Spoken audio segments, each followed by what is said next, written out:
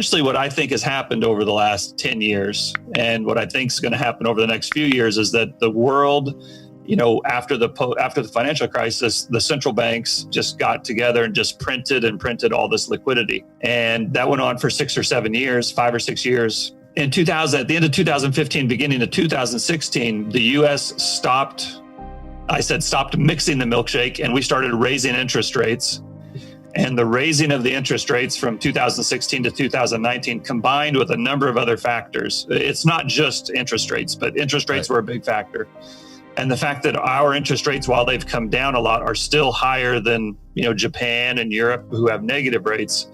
That, along with these other factors of having the global reserve currency system, having the dollar payment system, having the largest U.S. military, having the deepest capital markets, all of that stuff acts as a straw which sucks up all the liquidity that the world is printing. At the end of the day, whether you like the dollar or whether you hate the dollar, whether you think it's a good currency or a horrible currency, the fact of the matter is it is the currency which the world runs on. Right. And so even if you hate the dollar, if you live in Argentina or Turkey or China or Brazil or France, you still need dollars to operate on the world stage. Right. Now, I think there's a lot of people who would like to change that, but as of right now, they haven't. And I don't. And I think the efforts that they have made to do so are too little, too late. And that's kind of what's setting up this whole dollar milkshake theory. If they're printing so many dollars, why doesn't gold why don't people just rush to gold? Right. And I think that's the question you were asking, is the question I'm asking myself. Most gold bug guys are asking themselves also, is if there's so many fiat or I call it fake dollars, why doesn't gold go through the roof? Right? Yeah. So why isn't it? Again, I think it depends on where you're at and what currency you're denominated in. Like gold in Argentino pesos looks really good right now. Right. Gold in Turkish lira looks really good. Gold in just about every currency other than the dollar is at its all-time high. And it's getting pretty close to itself in the dollar as being the all-time high as well. Still a couple $100 away. But, in many ways, people think of the gold and the dollar as enemies or the antithesis of each other. I do think that we'll get into a period where they rise together, but I think ultimately gold will win the battle. The reason is because I think gold is the market's money. If we just had free markets and there was no government influence and central banks and, legal tender laws, then I think the market would choose gold as money. But we don't live in a free market. We may want to, but we don't. And because of the governments of the world, and not just U.S., don't want a gold standard because they like to be able to spend more than they earn. Politicians get elected by making promises. And so I don't think the governments of the world want to go back to a gold standard.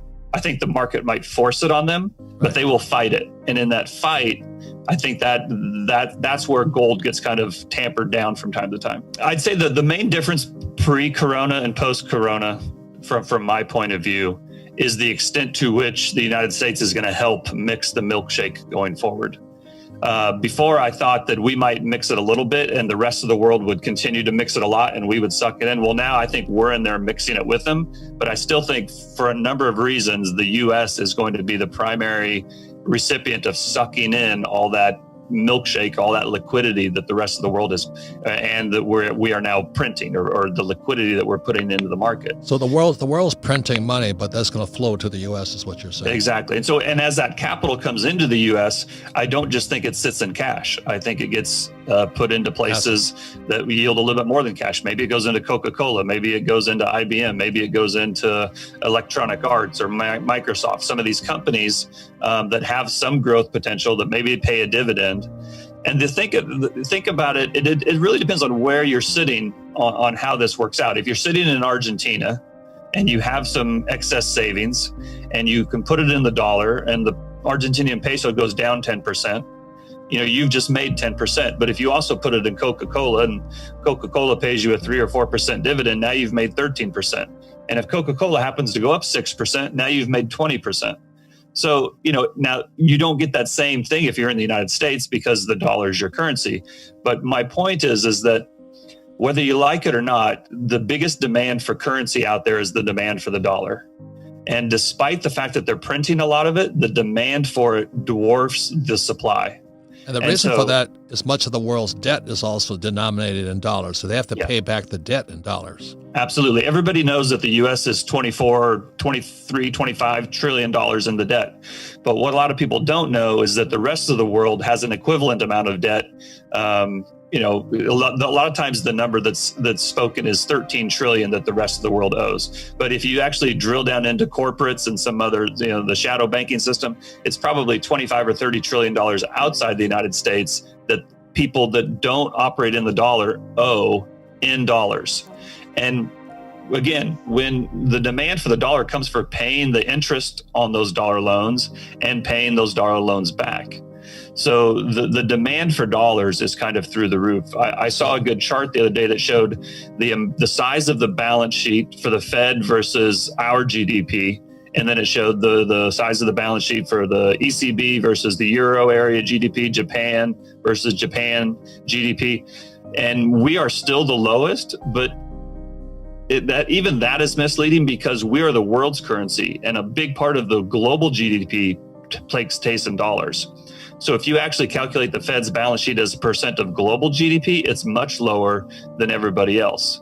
So if everybody else is printing and we're printing, but there's demand for our currency and there's no demand for other currencies, that's a formula for the dollar to rise despite the continued stimulus that the government's providing. Plus the U.S. stock market, this one woman, she was talking about Procter & Gamble may be the best bond there is, that's a very good point. Yeah, absolutely. Absolutely. So there's always good and bad news about everything. And so for those I was watching a presentation on Canada, boy, you trashed them.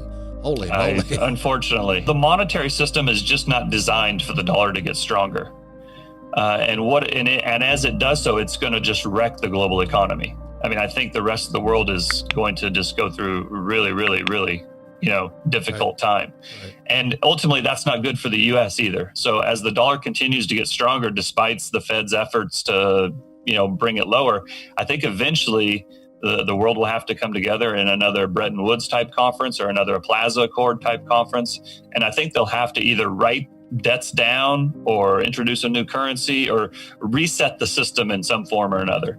And I think when that happens, that will be the point at which the dollar will start to lose value. That would be the point at which people no longer are rushing into the dollar and rushing into the United States. Maybe that's the time to go buy things in Canada or buy things in Australia or buy things in Argentina or buy things in Turkey, right?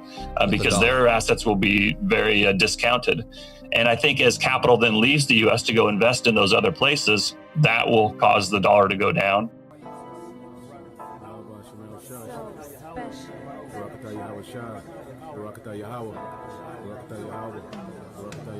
And whatsoever you shall ask in my name, that will I do, that the Father may be glorified in the Son.